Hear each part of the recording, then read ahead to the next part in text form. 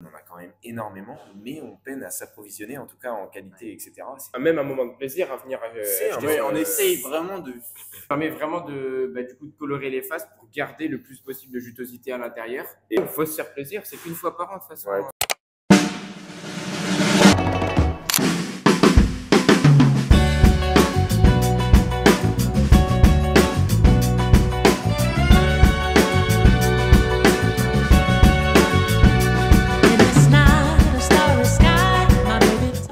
Troisième épisode au coin du bio, déjà, ça va vite.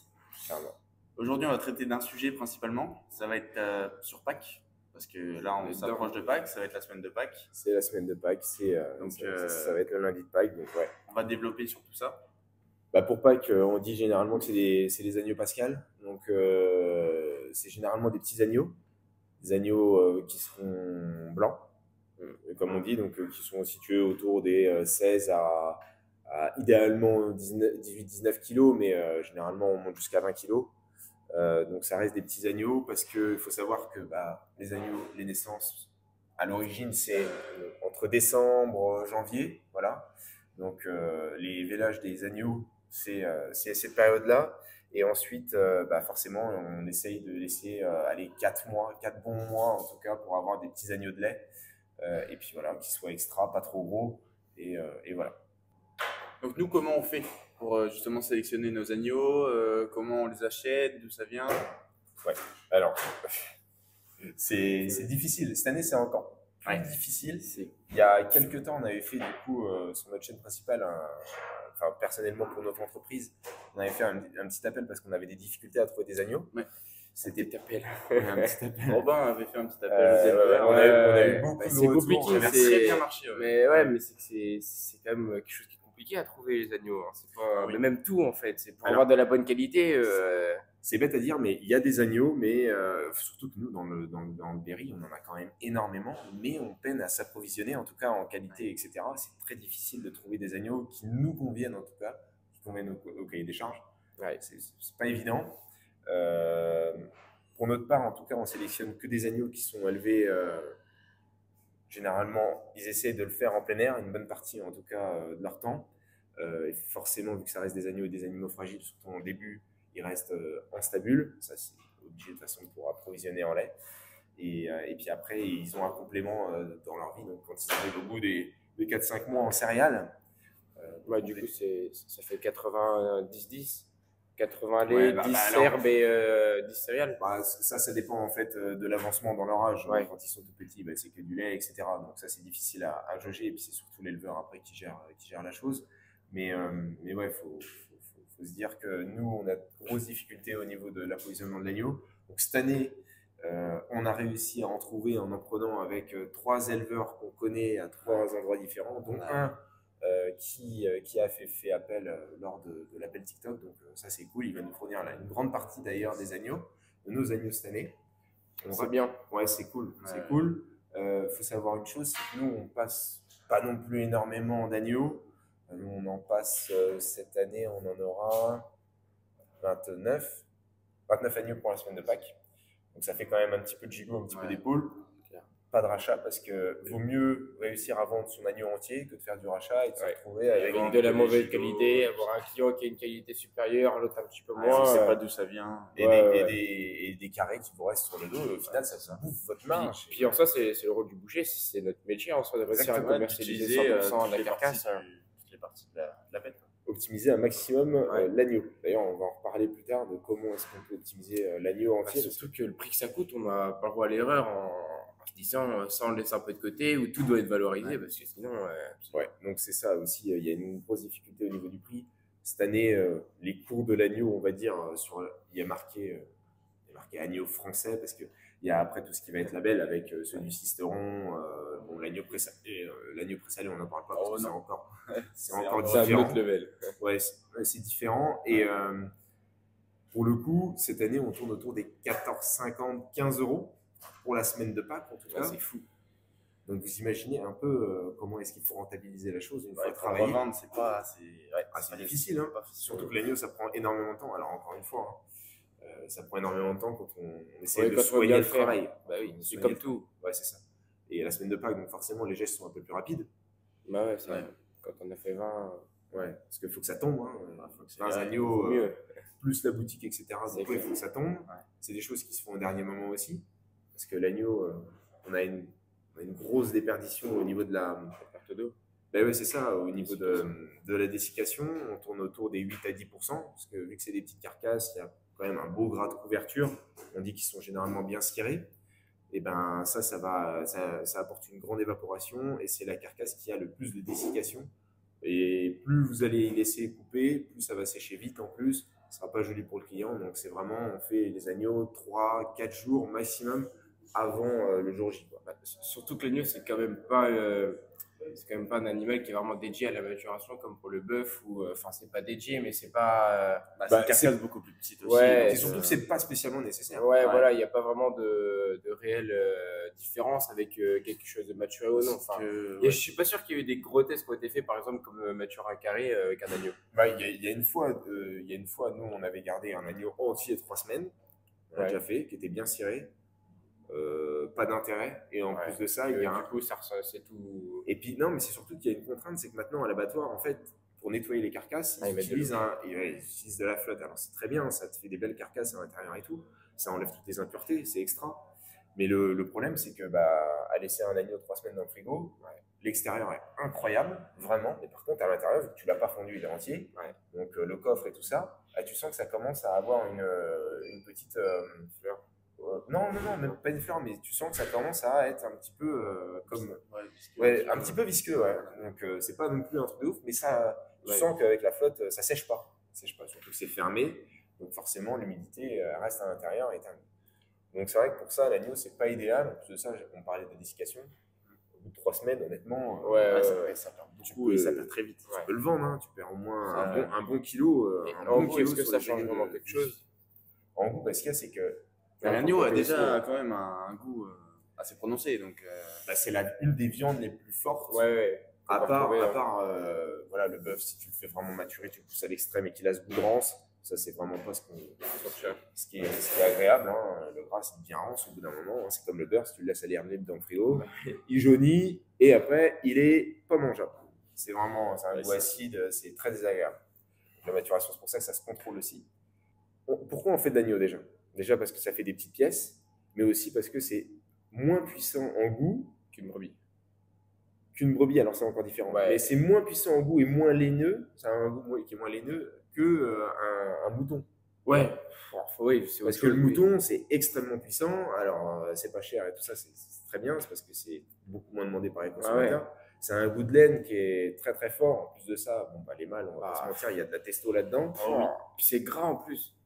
Moins que les femelles, mais ça reste des animaux qui sont quand même très gras. Mais la brebis aussi, c'est fou le gras. C'est des animaux qui sont plutôt gras, mais c'est très très fort en goût. Donc c'est pour ça qu'on fait des agneaux. Donc si tu prends de l'agneau pour avoir un goût qui est un peu plus fin en bouche et que tu le fais maturer pour chercher de la puissance, c'est pas logique. Il y a un truc qui va pas trop. Ouais, voilà, ça va pas trop. Alors par contre, ce qui est bien, c'est de les garder au moins 5 jours, je dirais, avant de pouvoir les commercialiser. Histoire de faire la dessiccation de la petite semaine, histoire de. Ouais, c'est ça. Et puis aussi du fait de la rigidité cadavérique, que ça soit quand même un peu plus tendre, finalement. Donc la première semaine, elle va être importante pour cette notion de tendreté.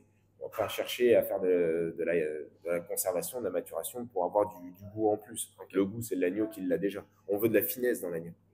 Bon, du coup, il faut savoir que dans le métier dans la viande, on va retrouver 3 couleurs différentes de viande. On va avoir du coup de la viande blanche, la viande rouge et la viande noire. Et du coup, qu'est-ce que c'est La viande blanche, du coup, ça va être la volaille. Donc, ça va être la volaille, ça va contenir aussi les lapins, ça va être toutes ces petites choses comme ça. Le porc, le veau, le porc, On va retrouver du coup la viande noire. Qu'est-ce que c'est la viande noire? Tout simplement, en fait, c'est juste le gibier. Voilà. Du coup, ils ont donné une couleur à ça parce que c'est vrai que c'est une couleur qui est un petit peu plus foncée. Plus sombre. Plus sombre et plus prononcée, etc. Du coup, ils ont appelé ça la viande noire. Pour différencier, du coup, des viandes rouges. Voilà. Et du coup, la viande rouge, ça va être le bœuf et l'agneau. Tout simplement. Voilà. Donc, chaque couleur de viande va avoir sa cuisson différente. Sa méthode de cuisson. Chacune ses méthodes de cuisson parce que c'est important, par exemple, que pour la viande blanche, on réussisse à faire une cuisson à démarrer à froid. Et pour que ce soit ouais, au four four froid. Par ou à exemple, la poêle. un poulet, vous mettez votre poulet dans le four et une fois qu'il est mis dans le four, on lance, Voilà. On lance au four, ouais. Et que ce soit à la poêle, même la côte de porc, Ouais, bien voilà. partir à la poêle froide. C'est Et ça. après, voilà, monter en Après, il y en a, ils température. sont pas d'accord, mais Et puis c'est surtout que on va pas épiloguer parce qu'en Ouais, fait, ouais, vous avez ouais. plein de méthodes de Exactement, cuisson à absolument. faire. Il faut savoir une chose, c'est que par exemple, là tu parlais de la volaille en viande blanche. C'est vrai que c'est bien de commencer à froid ou tout doucement. Il y en a même qui font une cuisson sous vide directement, Ouais, bah, pochée c'est vrai, avec un bouquet garni, vin blanc, etc. Des petits légumes. Et ensuite, pour avoir cette croûte grillée, ils la sortent, ils la font sécher un petit peu au four et ensuite ils la bombardent à 220 degrés pour avoir cette peau croustillante. Donc c'est pour dire en fait que le plus important dans une viande blanche, c'est d'avoir vraiment une cuisson qui soit toute douce. Ouais, que ce soit moelleux à l'intérieur. Exactement, pour que la chaleur puisse pénétrer tout doucement à l'intérieur sans avoir les bords qui soient trop cuits. Et ça, en fin de compte, le problème de la viande blanche généralement. Et c'est là que les gens nous disent ensuite, c'est sec. Le porc est sec, Ouais, le veau est sec. Donc déjà, le mot, il donne vraiment pas envie. c'est Quand clair. vous avez un client qui dit, mon rôti de porc, il est sec, Ça, fait c'est pour- qu'il y a eu, ouais. Et puis, Ouais. c'est pas agréable. C'est juste s'il est sec, c'est que bon, soit déjà le cochon était de mauvaise qualité, il a rendu toute son eau, Ouais. ou soit la cuisson a été trop poussée. Mais aussi, ouais, c'est souvent ça où les clients, ils ont l'impression que c'est plutôt la viande qui est. Ouais, c'est ça. Alors, ils Et reviennent c'est ils malaisant disent- pour nous parce qu'on se dit qu'on a fait. Très Mais gênant, et ouais. l'autre, il nous dit que le poulet, il l'a fait cuire. Mais c'est vrai que c'est difficile de dire au client je dis une bêtise, hein, mais qu'à Ouais. 60 ans, Bah, vous savez pas le faire. t'as mal fait cuire ton rôti. Ouais, mais j'ai toujours fait comme ça, mamie, elle m'a toujours Bah dit. oui. Ah oui, mais le problème, c'est que c'est à nous, c'est le rôle du boucher, de l'artisan boucher, de dire à son client, écoute, Expliquer. voilà, essaye de faire cuire comme ci ou comme ça. Donc voilà, les viandes blanches, du coup, c'est bien de démarrer à froid. Ouais. Et puis pour les viandes rouges, par contre, là, faut saisir. Après, encore une fois, on peut soit saisir. Après, en oui, même temps. il existe tellement de façons de Ouais, cuire. ouais, en c'est fait, ça, c'est ça. Mais chacun, voilà. la base, ça serait de partir vraiment à chaud pour la viande rouge. Ouais. Pour l'agneau, après, ça dépend aussi ce qu'on veut en faire. La viande rouge, ça peut être de la côte de bœuf au jarret. Si vous voulez faire quoi que ce soit, ça va être différent aussi. Mais l'important, c'est surtout pour les viandes à griller, surtout. Enfin, Ouais. quand C'est rôti, rôti, braisé, enfin pas braisé, pardon, mais rôti ou. braisé, si, justement, c'est le but du Ouais, braisé. bah oui, tu braisé, fais exactement. revenir au début. Mais ça, c'est ça. Mais voilà, ouais, les viandes rouges, pour avoir cette réaction, justement, Maillard. De Maillard, tout à Puis fait. du coup, c'est cuisson par Concentration. concentration, Voilà. exact. Oui, parce qu'il y a plusieurs modes Ouais. de cuisson. Extraction, concentration, expansion. Expansion. Tout à fait. Voilà. Donc ça, on Ouais, va pas, ouais, mais parce pas que trop sinon, on va s'étendre, on va y passer la journée. Mais, Ça permet vraiment du coup, de colorer les faces pour garder le plus possible de jutosité à l'intérieur Et ouais, c'est ça. et garder tous les sucs, du coup, les laisser en fait dans la poêle. Dans la poêle pour après faire soit une sauce ou quelque Tout à chose fait. comme ça. Après la cuisson, si on veut déglacer. Et puis à l'intérieur, garder la jutosité et puis essayer de. Et sans que ce soit trop cuit. Donc c'est cuit sur les extrémités, c'est ce qu'on recherche. Et que ce soit quand même saignant ou l'agneau rosé Ouais, voilà. à l'intérieur. Voilà, donc c'est vraiment ce qu'on recherche. Puis c'est là Ce qu'on petit est goût de grillé, quoi. on est au point de la tendreté, normalement. Ouais, tout à fait. Tout à fait, parce que ce qu'il y a, c'est que la viande, tu as toujours le truc de. Tu as certains morceaux qui vont rester plus fermes quand ils vont être crus. Tu en as d'autres qui vont s'attendrir quand ils sont dans une cuisson qui est saignante. Et tu en as d'autres quand ils sont à point ou qui vont être aussi très tendres. Mais Ouais. ils y sont quand ils seront à point. Donc, Et puis après, tu as toujours ce point rigide où, Ouais, où là, vaut mieux le laisser cuire très longtemps parce que c'est de la semelle. Sinon, Sinon, c'est. t'as enlevé toute la Ah, oui, jutosité, mais le collagène, il ne s'est pas encore désagrégé, enfin suffisamment désagrégé pour pouvoir avoir quelque chose d'effiloché. Ça se goût de. Ça, dans le bœuf, c'est au moins 3-4 heures. Ouais. Ok. Plus c'est long, de toute façon, plus c'est bon. Et puis pour le gibier, écoutez, je suis pas sûr qu'il y ait. Enfin, de toute façon, c'est viande. le gibier, c'est après, je pense que c'est. Commencer, Ouais, ça reste rouge, Ouais. donc toujours faire revenir. Mais ça reste propre à chacun parce qu'il c'est y en a clair. beaucoup qui se disent le gibier, il faut que ce soit très cuit. Donc, Ouais. généralement, ils font des sautés, tout ça. Alors, à part les filets où ils vont les faire en rôti, ça c'est extra, un petit peu rosé, Bah c'est oui. incroyable. Mais le reste, sinon, les gens le font confiance. Ouais, c'est que les gens ils ont un peu peur aussi. Ouais, tout à fait. Et au moins, ça évite les problèmes Ouais, avec le ouais, cochon, tout ça, la trichine. Bah oui, etc. bah, y a puis pas de tout ce que risque. ça bouffe. Pas de risque de maladie. Ouais, en ouais. soi. Si on les voit sur les routes, mais qui lèchent les mégots, sanguinés, on peut se demander si c'est. Bon, après tout ça. Ouais. Du coup, pour en revenir à l'agneau, du coup, comme c'est une viande rouge, on va la faire. C'est-à-dire. Voilà, donc Ouais, four des chaud, parachauds. des parachauds, Ça dépend un les petit pièces. gigot en famille. Un gigot, oui, des ou un carré. ou un carré. Il faut se faire plaisir, c'est qu'une fois par an de toute façon. Ouais, tout à fait. Ou une selle anglaise. Une selle anglaise. Ouais, oui. Alors, c'est pas que l'agneau vient d'Angleterre, hein, parce que Ouais, j'ai ouais, beaucoup ouais, de clients ouais, qui me non, disent c'est ça non. des fois. Non, c'est juste que c'est comme ça qu'on appelle C'est ça. des coupes anglaises. Ouais. Mais alors, l'origine alors? Ouah, parce que la selle d'agneau, je sais que la selle d'agneau, bah, forcément pour les cuisiniers, les cuisiniers, la selle d'agneau, c'est le filet. Alors qu'en boucherie, Alors la qu'en selle, boucherie- c'est le bas du gigot, du coup. Ouais, tout à fait. C'est l'équivalent du rump steak, en Ouais. fait, d'agneau. Donc, Et selle anglaise, selle anglaise. eh ben. S'il y en a un qui Ouais. sait, Parce Ouais. que moi, Alors, moi, je le savais. Moi, Je le savais, j'ai oublié. Très moi, je honnêtement, mettrais je le pari sais. que c'est une découpe anglaise. Non, je crois que c'est pas ça. Mais ouais, j'ai un doute. Honnêtement, je le savais, je sais plus. Je vais dire une bêtise, sinon c'est pas Il faudra se renseigner parce que ça peut être intéressant. Tout à fait, tout à fait. Mais du coup, celle anglaise, c'est quoi? C'est ni plus ni moins que le filet d'agneau, double, désossé, dénervé et bridé ensuite pour avoir les deux petites noix avec les flanchers repliés. C'est extra. Visuellement, c'est très beau. C'est, je pense, la pièce la plus noble Ouais. dans l'agneau. En tout cas, à préparer, c'est très technique. Il faut que vous ayez un beau gras de couverture, etc. C'est plutôt long à faire. Ouais, c'est pas les Anglais qui auraient fait ça. C'est pas les Anglais qui Les auraient fait Anglais. ça. Après, peut-être que si. Hein. Mais Peut-être ouais. que si. Donc, ouais, principalement pour la cuisson. Du coup, bien saisir. Pour un four gigot, chaud. par exemple, un gigot de 7-8 personnes, on partirait sur four chaud, du coup. Déjà, au niveau du poids, Ouais, Ouais, ça varie. Ça varie. Ouais, mais 7-8 personnes, pour donner la moyenne. ouais, c'est plus personne, on va compter 2,4 kg, parce qu'avec la souris, c'est ce que ça va faire. Bah, c'est La ça. souris est jamais cuite sur un gigot quand vous le faites cuire. Nous, on va compter environ 50 minutes, d'accord? Four chaud 200 degrés. Mais il faut se dire une chose, c'est que la souris, vous n'allez pas la croquer au bout des 50 minutes. Hein. Elle est pleine de nerfs, faut dire ce qu'il Ouais, est. ils sont pas encore fondus. Donc le but, en fait, c'est de prendre toujours un peu plus, parce que si vous prenez un gigot de 1,6 kg, donc 200 grammes par personne pour 8, vous êtes mort, parce que vous avez la souris qui est dedans qui fait au moins 300 ou 400 grammes, donc il n'y en aura pas assez. Donc considérez pas le poids de la souris dans votre choix de gigot, parce que la souris, vous allez la faire cuire après indépendamment. Vous allez faire une souris d'agneau, tout simplement, vous allez la faire confire après. Mais une fois que votre gigot sera cuit. Quoi. Ouais, parce que du coup, c'est pas la même cuisson. On peut pas manger une souris rosée comme on peut manger le cœur du gigot. Tout à fait. Il faut que le collagène se désagrège. Vous avez beaucoup de nerfs dedans. Donc, pour avoir le pic de tendreté. Exactement, de tendreté. Même là, c'est plus du moelleux. Ouais, parce que oui. C'est la gélatine qui est dans tes nerfs qui va faire le moelleux. Quoi. Et ben, Voilà. ça. Bon, on a évoqué ça. Ouais. Donc, du coup, ça, c'était pour les cuissons. Donc, nous, on préconise surtout à chaud.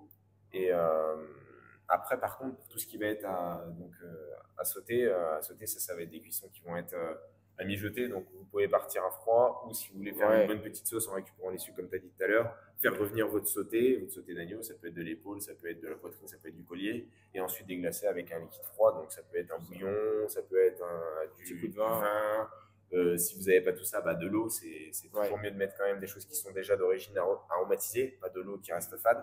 Mais si vous mettez de l'eau parce que vous n'avez pas de vin ou pas de bouillon, mettez de l'eau et puis vous augmentez la dose de bouquet garni. Quoi. Ouais, c'est vrai. Avec l'eau, c'est vrai qu'on pourrait se dire que mettre de l'eau dans la sauce, etc., ça pourrait être. Mais ce qu'on voit, il y a beaucoup de monde qui déglace avec de l'eau, mais. Ouais, mais parce que soit. C'est la facilité aussi, peut-être. Ouais, voilà, c'est la facilité. Ça a un coût aussi de mettre du vin. Oui, non, c'est clair. Donc ça peut se comprendre. Mais dans tous les cas, c'est possible. Mais il faut un liquide, quoi. Ouais, c'est ça. Mais ça reste un liquide neutre. Donc forcément, si tu amènes un liquide neutre, c'est pas ce qui va t'amener, qui va t'enrichir le goût. Quoi. Okay. Mais ça y est une solution. Mais auquel cas, il faut que tu mettes un peu plus de bouquet garni, d'aromates ou ce qui va avec. Voilà, tout à fait. Et du coup, on a parlé du gigot. Mais pour les gens qui prennent tous les ans un gigot et qui voudraient changer et qui sont, admettons, 4 à 6, tu vois. Donc et ça, on pourrait conseiller plutôt une épaule. Et merci à eux déjà, parce qu'il faut savoir une chose, c'est que l'agneau, ça coûte extrêmement cher, comme on l'a dit tout à l'heure. Ouais. Énormément d'argent. Donc forcément, quand tu achètes un agneau très cher, il faut que tu le rentabilises aussi très vite. Faut savoir que tu as le poids de l'os, tu as toutes les aponévroses, tu as le gras aussi. Tu peux pas le rentabiliser en vendant que les 2 gigots sur l'agneau. Et non, il n'y a pas que des gigots. Il y a aussi... Tout ce qui en suit. Hein. Ouais, c'est ça. Donc les colliers et les poitrines, personnellement, nous, ce qu'on fait, c'est que les petits colliers, on les prépare soit en sauté avec os ou soit en sauté sans os. Ça va dépendre aussi du temps qu'il fait, parce qu'on dépend énormément du temps hein, à Pâques. Ouais, S'il fait beau, bah hop, c'est barbecue. Là, du coup, avec les agneaux, c'est. On se fout derrière l'oreille. Ouais. Et sinon, après, s'il fait pas beau, on a de la chance. C'est presque qu'il faudrait que ça fasse pas beau à Pâques à chaque fois, parce que les gens vont se réfugier vers le four. Voilà, donc toutes les pièces à rôtir ou les mijoter, ce qui nous arrange pour le collier et la poitrine d'agneau, où on va les proposer en avarin. Donc après, vous pouvez très bien faire le collier avec ou sans os, ou sinon la poitrine avec ou sans os, parce que la poitrine, c'est quand même beaucoup d'os. Vous la désossez, vous la roulez, vous la ficelez bien joliment. Ça vous fait un petit rôti confit, c'est extra. Surtout qu'il y a un petit peu de moelleux. Tout à fait, beaucoup de collagène, c'est extra. Un peu de gras et tout, c'est incroyable. Bien cuisiné, c'est parfait. C'est un peu entrelardé. Enfin, en plus, quand c'est roulé, du coup, ça va être. Ouais, tout à fait. Et c'est surtout qu'en plus de ça, vu que c'est des morceaux qui sont beaucoup moins demandés qu'un carré d'agneau, un gigot, une selle anglaise, une épaule, et ben c'est extrêmement moins cher. Ouais. Et là, pour le coup, il y en a vraiment pour tes intéressant. bourses. Ouais. Je parle pour notre part, en tout cas, parce qu'il faut aussi que les gens puissent avoir une ordre de prix. Ouais. On est autour de 19,90 la poitrine, désossée, donc c'est quand même intéressant. Ça vous fait un petit rôti qui est très sympa. Nous, ça nous évite de nous foutre derrière l'oreille. Parce que c'est des morceaux qui sont pas faciles sinon à passer. Nous, on n'a pas de difficulté parce qu'on a énormément de charcuterie. Donc au pire, hop, poitrine merguez. Donc c'est de l'eau bénite pour nous. Mais c'est vrai que pour des gens qui ont des budgets qui sont plus réduits, des jeunes ou des moins jeunes, peu importe, on s'en fiche. Mais c'est une belle solution en tout cas pour manger de l'agneau à Pâques. Comme quoi, on peut manger de l'agneau et à pas trop cher. Après, le collier, c'est légèrement plus cher. C'est clair que c'est dommage de mettre tous ces morceaux-là dans les merguez parce qu'en fait, c'est des morceaux qui sont pas noble aux yeux des gens, mais en fait, ça peut être. Il y a des gens qui vont aimer ces petits moelleux qu'il y a à l'intérieur, qu'il n'y a pas dans certains morceaux. Tout à fait. Tout à fait. Mais encore une fois, maintenant, les gars, c'est que de la cuisson rapide. Ah bah oui, non, mais le gigot, c'est bien parce que c'est hop, rôti au four. Le carré d'agneau, c'est bien parce que hop, rôti au four, t'en as pour 35 minutes un carré de vicôte terminé. Les gens veulent pas se faire suer aussi, ils vont être en famille, ils vont passer un bon moment normalement et faut pas non plus qu'ils soient là sachant que maintenant les gens ils cuisinent moins en moins quand même. On est moins cuisinier qu'avant, on est plus là à regarder les temps cuissons sur internet, nous à demander conseils que avant on était plus destiné à savoir cuisiner, les temps cuissons tout ça c'était plus dans nos regarde les côtes d'agneau maintenant on les a avec manche, pourquoi? Parce que on s'est aperçu il y a quelques années de ça, je sais pas là, il est en train de les bouchers en fait, c'est pas nous, hein, on n'a rien inventé, hein, on prend que ce qui a été fait. Les bouchers du coup ils ont dit bon les gars, les modes de consommation ils changent, ok. Les côtes d'agneau on en vend quand même beaucoup, mais les gens le midi ils n'ont pas le temps, il faut que ça évite tout ça, donc qu'est-ce qu'on va faire? On va faire des côtes premières avec des manches.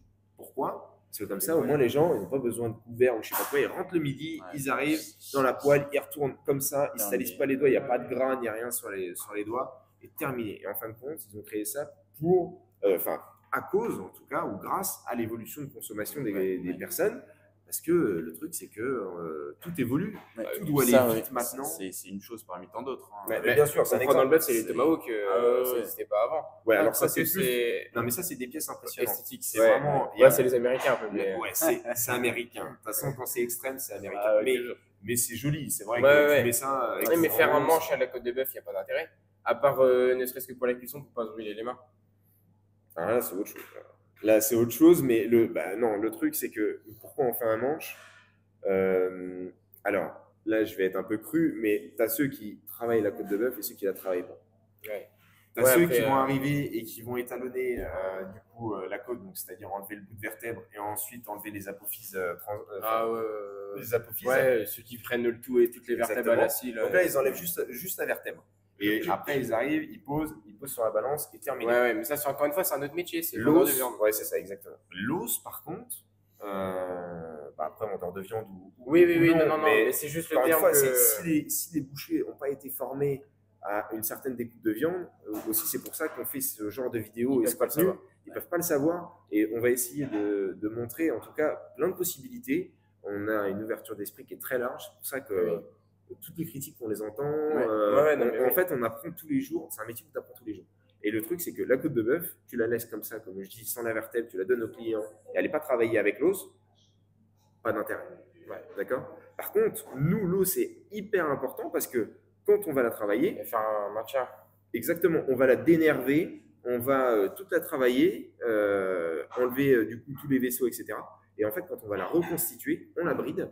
Et l'os est vachement important pour la bride. Parce que si tu n'avais pas cet os, tu aurais vraiment un côté esthétique qui serait moins joli. Donc, dans notre cas, l'os est très important. Mais je comprends qu'il y en ait déjà qui ne savent pas déjà faire cette méthode-là, qui n'ont pas le temps, qui ne veulent pas s'embêter avec ça.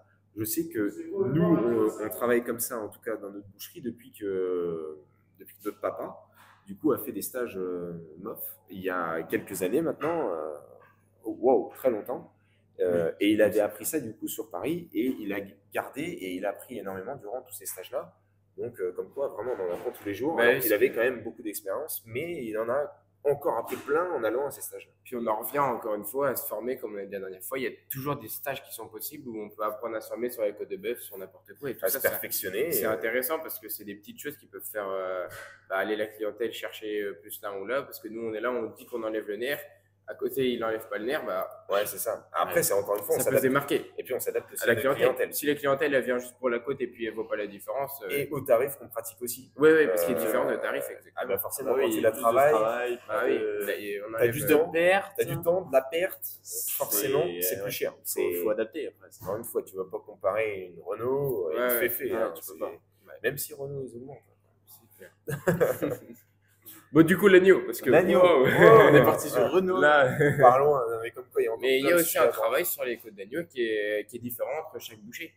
Les manches. Les manches. La longueur, même s'il y en a qui en laissent pas.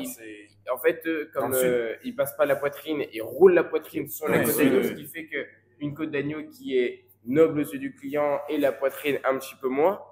Mais sauf que le boucher, il sait que la poitrine, c'est quand même quelque chose qui est valorisable.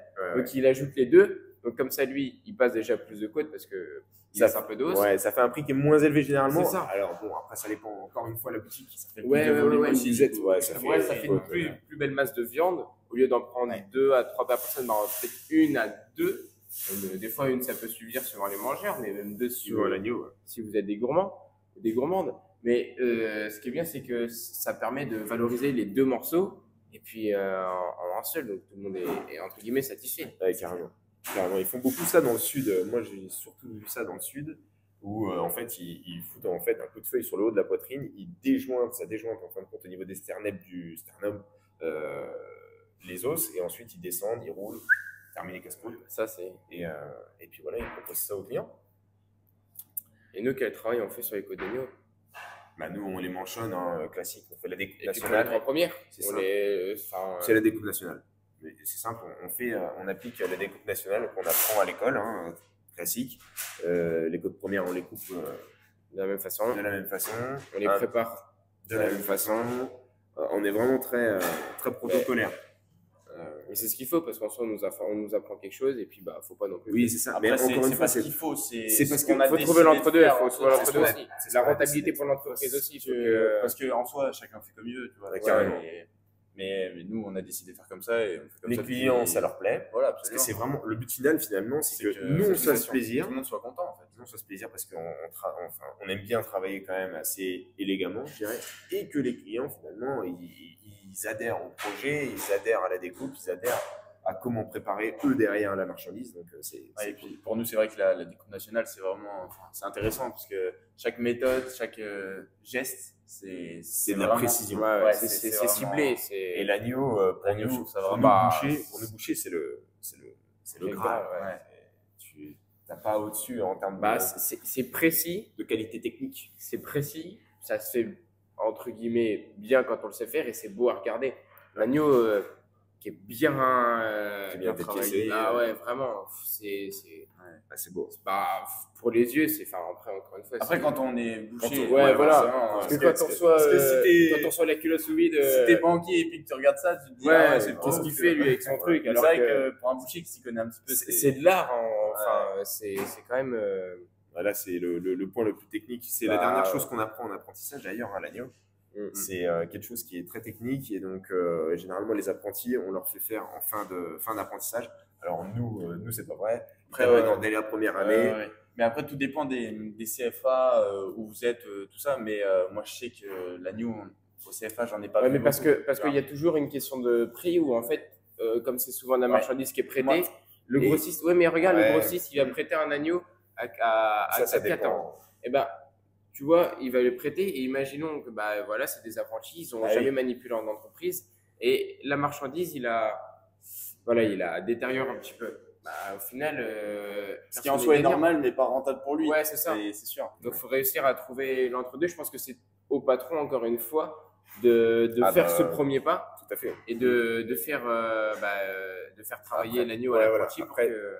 Après, tu vois, tu parlais du coup des CFA et tout ça. Bah, ça dépend le mode de fonctionnement du CFA parce que Ouais, t'en as ouais. qui achètent les agneaux et qui est très bien d'ailleurs ce qu'ils Et au vont faire. restaurant. Mais ouais, en fait, après, derrière, Il ils passent après aux cuisines, les cuisines les travaillent et ensuite ça va au self ou ça va au restaurant d'application, peu importe.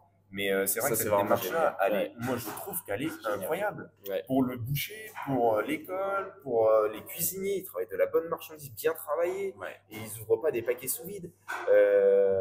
Bah, c'est ce qu'on fait, nous, à l'école, tout simplement. Mais ouais, voilà, à Paris, Bah, en tout cas, il y a, c'est ce qu'il faut, voilà. c'est vrai qu'on est quand même beaucoup d'apprentis, donc on peut pas, l'école peut pas acheter toute la marchandise qu'on Eh oui. travaille parce que, La chance, c'est que vous avez Rungis. ouais, même si on mange, voilà, on n'est pas non plus. Ouais, même si voilà, il y a des bonnes carrures et que ça mange, voilà, on peut pas non plus manger toute la viande qu'on travaille.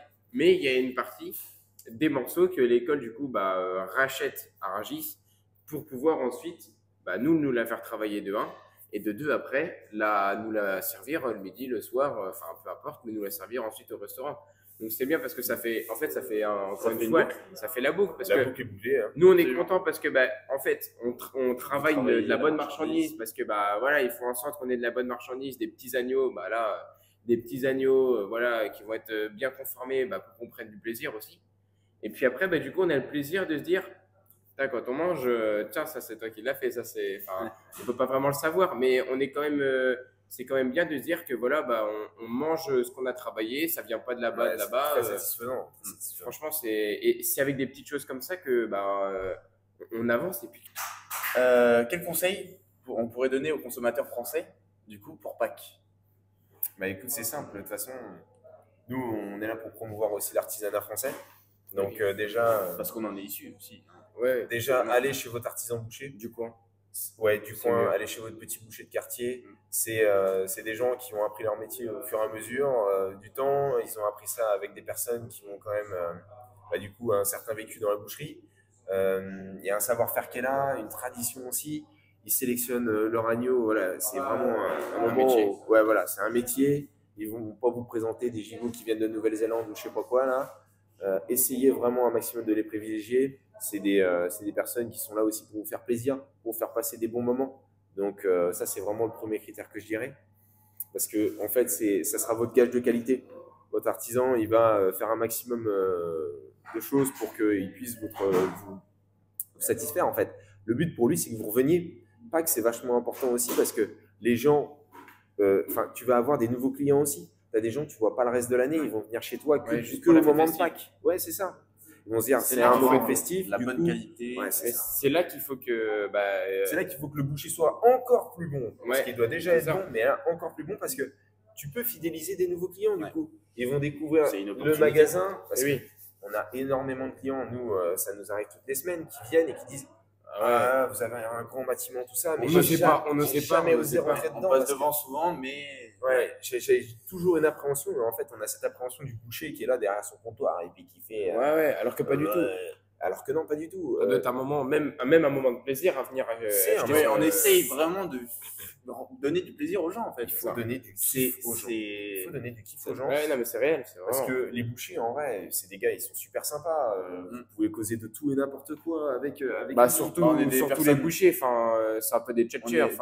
on est des personnes. Toi, t'es un tchatcher. Non, mais- je suis pas un tchatcher. Si, petite mamie. Non, mais je suis mais pas le un but- tchatcher. Mais voilà, faut faire vivre la vente. Et le but, Absolument. exactement. Et le but, c'est vraiment de faire passer un bon moment aux clients. Donc, c'est pour ça que les artisans, en fait, ils sont là pour vous faire passer un bon moment. Vous avez passé une journée qui était vraiment pas terrible.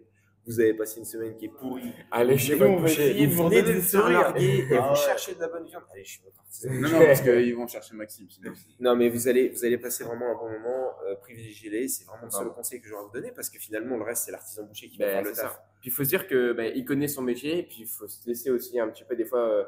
Ah, là, quand la cliente a fait ah oui, mais moi je voulais vraiment un gigot, mais sauf que s'il n'y en a plus, il n'y en a plus. Ah bah, Et tout à fait. qu'on lui propose 1 à 2 épaules roulées.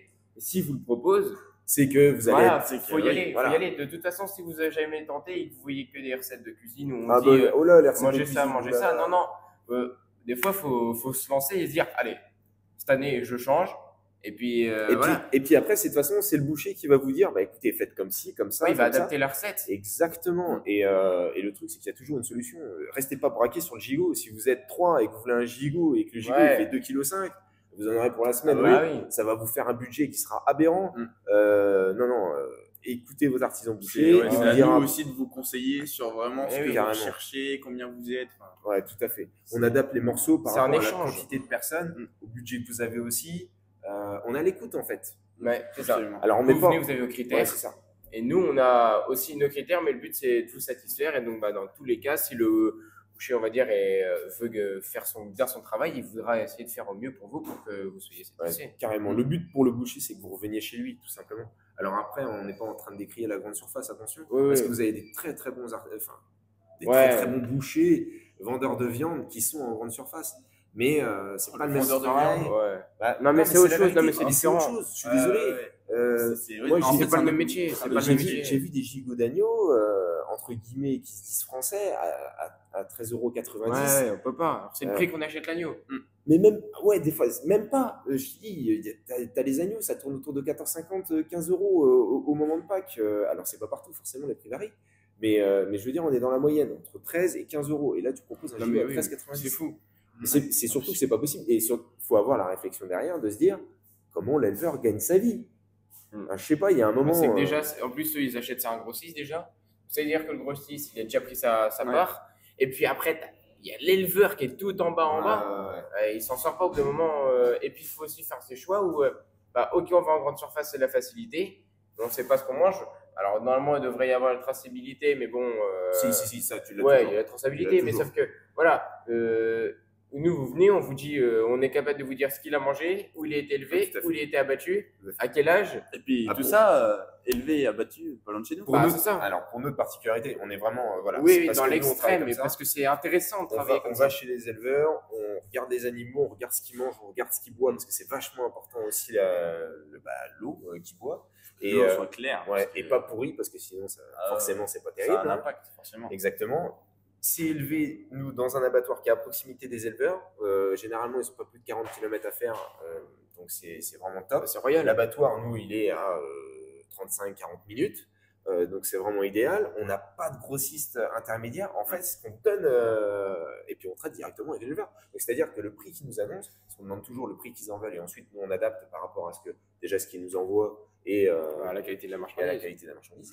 Mais on demande toujours le prix que l'éleveur en veut. Donc finalement, en tout cas, les artisans bouchers qui travaillent comme ça, l'éleveur sera toujours mieux rémunéré parce que vous supprimez un intermédiaire, vous augmentez légèrement du coup le revenu de l'éleveur et vous réduisez un petit peu forcément votre fourchette de tarifs parce que vous enlevez aussi un intermédiaire. Donc finalement, l'éleveur gagne plus, vous payez légèrement moins.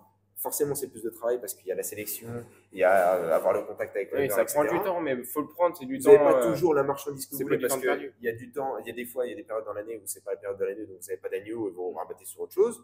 Donc forcément, c'est un travail qui est complètement différent. Mais encore une fois, vous avez un produit qui est suivi et vous avez une qualité qui est au rendez-vous. Ouais. Donc en tout cas, c'est pour ça qu'il y a une grande différence entre la grande surface et la boucherie artisanale. Même s'ils font pour certains de très bon travail, Oui, non, mais- il y a des logiques qui ne sont pas logiques. Voilà, c'est juste ça. Et puis si- Faut que le consommateur se pose la question de se dire mon gigot d'agneau qui est à 13,90, combien l'éleveur il va gagner derrière? Parce que si tu arrives et puis. Et surtout, pourquoi il est à 13,90 dans un supermarché et il est à c'est- c'est qu'il y a 29,90 forcément dans une une différence. boucherie. Ouais, Voilà, par Il y a exemple. forcément une différence sur Par quelque exemple. chose. C'est soit sur la méthode de travail, sur ce que l'agneau a mangé, parce que ce le que l'agneau a produit, mangé, le vous produit. allez le manger derrière. Donc si, entre guillemets, il mange de la mauvaise marchandise au début, vous allez manger de la mauvaise vous allez le retrouver à la fin dans l'assiette. Et c'est dommage de parier sur sa santé. Enfin, en tout cas, ça impacte l'alimentation, ça impacte directement votre santé. C'est vachement important, il faut faire attention. Puis, quand tu vois, par exemple, là j'ai vu, il y avait une espèce de promo à 3,90 € le rôti de porc, mais tu vas te dire, les légumes, ils sont plus chers que la viande. Il y a une logique qui ça va pas, quoi. Alors que normalement, plutôt les prix ont plutôt tendance à augmenter. Là, on se dit que c'est fou. Et surtout que ça avance à rien. Parce que du coup, aller en grande surface, malheureusement, ça fait un petit peu moins travailler les petits artisans. Surtout qu'à tirer les prix toujours vers le bas, oui. Tendre vers zéro, ça n'a jamais été la solution. Non, Au mieux toujours tendre vers le plus haut pour amener le reste au plus haut. Voilà. Oui. Si tu mènes les gens vers le haut, tout ira vers le haut. Par contre, si tu tires vers le zéro, tu arriveras toujours plus près du zéro. Donc, il y a un moment où faut que ce soit aussi le consommateur qui essaie de remettre un peu ça en place. Faites confiance à vos artisans. Alors, il n'y a pas que des bons en boucherie, c'est comme partout, ça c'est normal, c'est comme dans tous les corps de métier. Mais encore une fois, essayez de vous trouver un bon artisan et essayez de vous y tenir. On ne dit pas d'y aller 3 fois par semaine, mais une à deux, même si c'est une fois par semaine, ou une fois toutes les 2 semaines, ou même si c'est une fois par mois. C'est quand vous en avez envie. Il n'y a pas des gens qui mangent de la viande tous les jours, à tous les repas. Tout à fait. Mais ils peuvent en manger 1 à 2 fois par semaine, c'est pas gênant. Passez un bon moment avec votre artisan et vous allez kiffer. L'éleveur est bien rémunéré. Nous, on y est parce que on s'y retrouve parce que du coup, on vous voit, donc plus on vous voit, plus on est content. Du coup, après, vous êtes content aussi parce que vous allez avoir de la bonne marchandise, vous allez faire plaisir à vos invités. Là, pour pas qu'avec un bon gigot, une bonne épaule ou un bon carré, vous allez vous faire plaisir, vos invités seront contents. Et puis, ne serait-ce que se dire, elle est où, elle vient d'où ta viande et tout, et vous dites, le petit artisan à côté. Le principe du bouche à oreille, tout ça, c'est un effet. Mais tout ça, c'est une question de valeur et c'est bien. Et puis, tout le monde a toujours travaillé comme ça. Les grandes surfaces, ça fait combien de temps que c'est là ? Qu'on vienne un peu à une méthode plus traditionnelle. On est un peu ancien au niveau de ça. C'est qu'on aime bien quand c'est bien fait. Quand c'est bien fait, c'est brut, voilà, à l'ancienne. Donc voilà, on a fait à peu près le tour de tout ça. On n'a pas trop approfondi non plus. On espère en tout cas que ça vous a plu. Vous avez passé un bon moment, justement. Et que vous allez passer une bonne fête de Pâques. Exactement. Surtout. Avec un bon agneau. Faites-vous plaisir, en tout cas. C'est le moment d'en profiter. Forcez pas trop sur les chocolats. Parce que les crises de voix, voix allez-y. Avant l'été, évitez. Pensez au summer body. Non, je déconne. Pas de soap. Non, je déconne. Non, on verra ça l'année prochaine. Un bon agneau bien gras. Ouais. Et puis l'année d'après. Donc allez-y, profitez-en, faites-vous plaisir, mangez bien comme il faut, bien gras, bien cochon, bien agneau du coup. Et puis voilà quoi. Allez, à la prochaine. Bonne journée.